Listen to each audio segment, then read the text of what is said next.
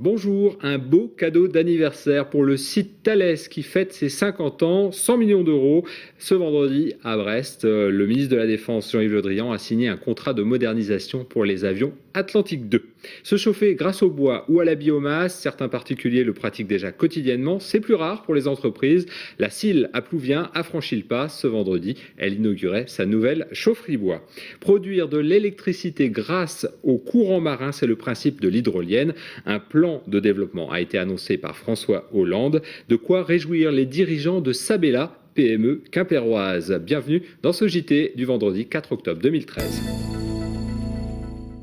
La Thomson fête ses 50 ans. L'entreprise qui s'appelle aujourd'hui Thales a reçu un beau cadeau d'anniversaire, 400 millions d'euros. C'est le montant d'un programme pour la modernisation des avions Atlantique 2 spécialisés dans la détection maritime. Ce vendredi, Jean-Yves Le Drian, le ministre de la Défense, a signé ce contrat. 100 millions iront directement au site brestois. On écoute Jean-Yves Le Drian au micro de Guy Abalin.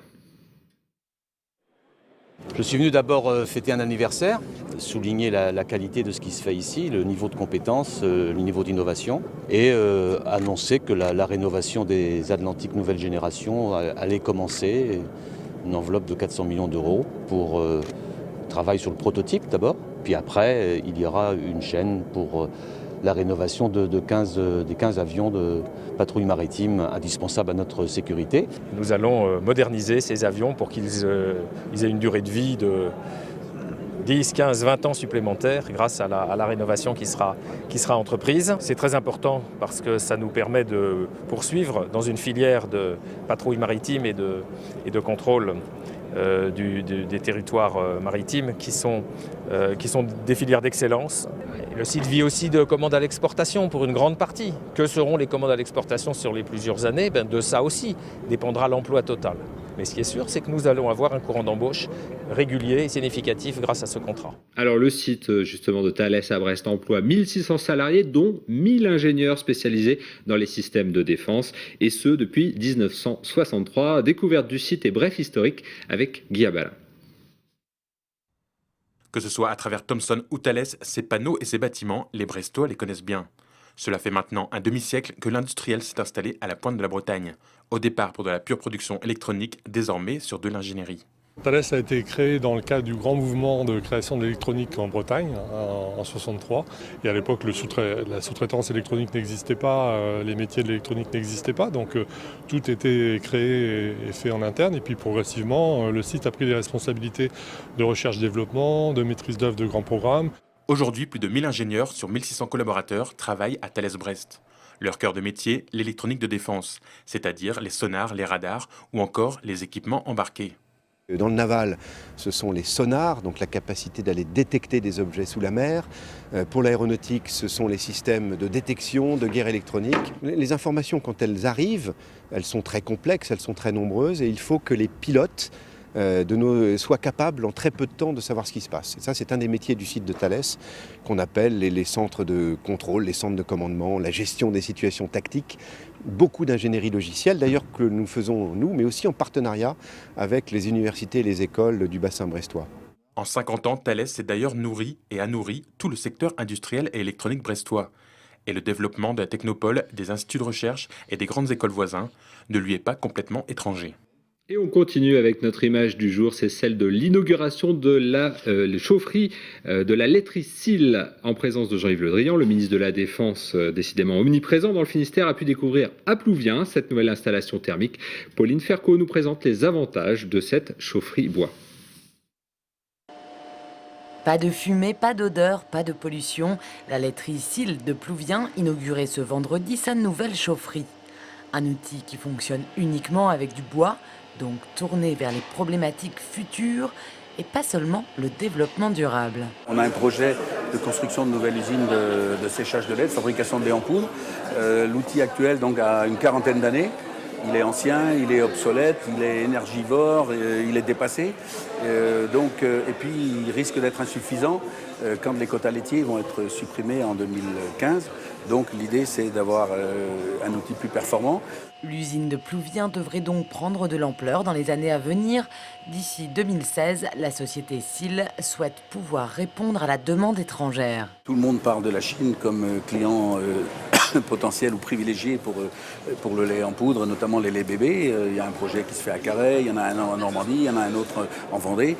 Donc aujourd'hui, il y a vraiment une demande, mais il n'y a pas que le marché chinois, c'est ce que je dis. Donc il y a le Moyen-Orient, il y a l'Indonésie, il y a l'Inde, il y a toute une série de pays, y compris des pays africains, où il y a de la demande. Et on sait que le marché existe, va se développer, donc il faut être prêt. Des objectifs qui effacent le mauvais souvenir des plaintes de riverains qui ont failli faire capoter le projet. Cependant, la justice n'a pas dit son dernier mot. Le tribunal de Rennes rendra son jugement dans quelques mois. Et on reste dans le domaine de l'énergie avec l'hydrolien. L'entreprise Sabella à Quimper se frotte les mains avec l'annonce du plan hydrolien. Depuis 13 ans, cette PME de Cornouailles développe des prototypes. Aujourd'hui, l'exploitation commerciale semble bien en bonne voie. Sophie Lecroisier a rencontré le PDG et fondateur de Sabella. Une ferme pilote d'hydrolienne au Fromver. Le projet fait parler de lui depuis 3 ans. Aujourd'hui, le coup d'envoi est lancé. François Hollande a annoncé l'appel à projet début de semaine.